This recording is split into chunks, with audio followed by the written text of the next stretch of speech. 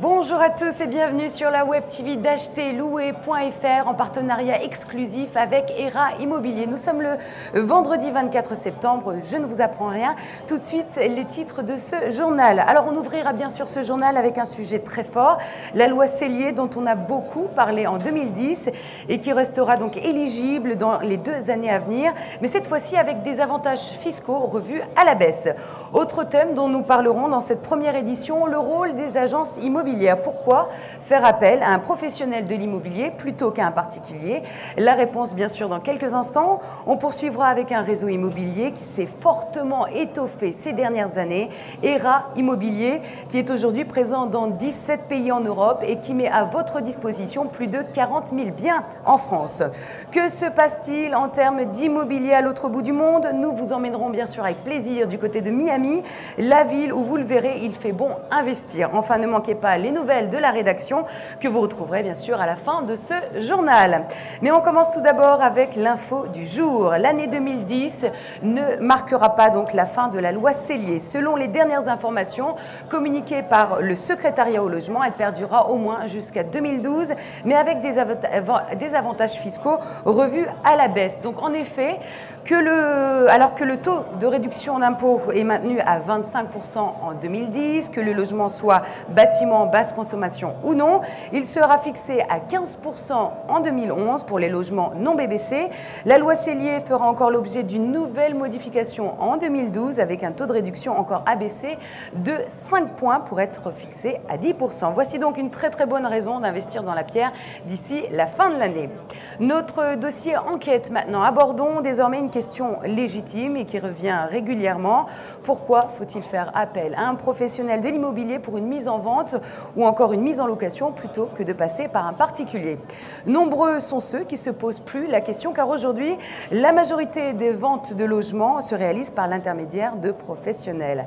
Et oui, devenu donc incontournable, l'agent immobilier connaît parfaitement le marché et les prix pratiqués dans son secteur, ce qui lui permet d'attribuer donc un prix objectif, non actif, pour bien sûr se charger de la vente. Par ailleurs, notez bien qu'il agit donc en tant que mandataire, ce qui signifie qu'il joue un rôle entre vous et l'acquéreur et prend en charge l'ensemble de l'opération immobilière. Il connaît toutes les étapes d'une transaction et peut vous accompagner dans vos démarches et vous guider dans le montage financier.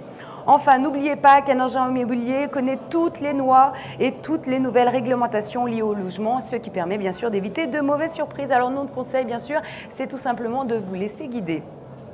Je vous propose de parler maintenant d'une agence avec celui d'un succès plutôt, celui d'un réseau d'agences immobilières, ERA Immobilier, qui ne cesse de se développer dans le monde entier. Véritable figure professionnelle sur le marché de l'immobilier, ERA Immobilier est présent en France avec un portefeuille de plus de 40 000 biens, mais aussi en Europe puisqu'il est déjà présent dans 17 pays.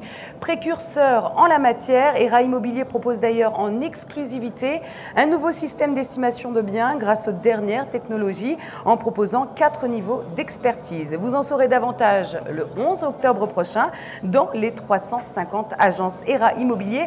Alors retenez bien le nom de ce réseau et rendez-vous sur le site internet www.erafrance.com.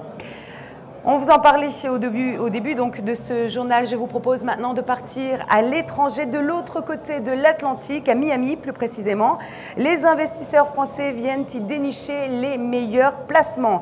À cela, rien d'étonnant. L'euro est encore supérieur au dollar et le prix du mètre carré outre-Atlantique a notablement baissé. Par ailleurs, Miami reste un terrain de jeu intéressant pour les acheteurs d'étrangers qui négocient au mieux les prix grâce à des propositions sans clause suspensive. Avis donc aux investisseurs, cette ville qui aura subi la crise avant le reste des États-Unis voit son marché se rénover. Profitez donc de ces dernières opportunités. Place maintenant à notre actualité en bref. Le groupe acheterlouer.fr a lancé son web magazine immobilier. Diffusé dans les boîtes mail des particuliers à raison d'1 million de foyers ciblés tous les 15 jours. Il est désormais disponible sur iPad et tablettes numériques. L'intérêt est très clair, favoriser l'interactivité entre le potentiel acheteur et l'agence immobilière tout en s'affranchissant des distances pour aller à l'essentiel.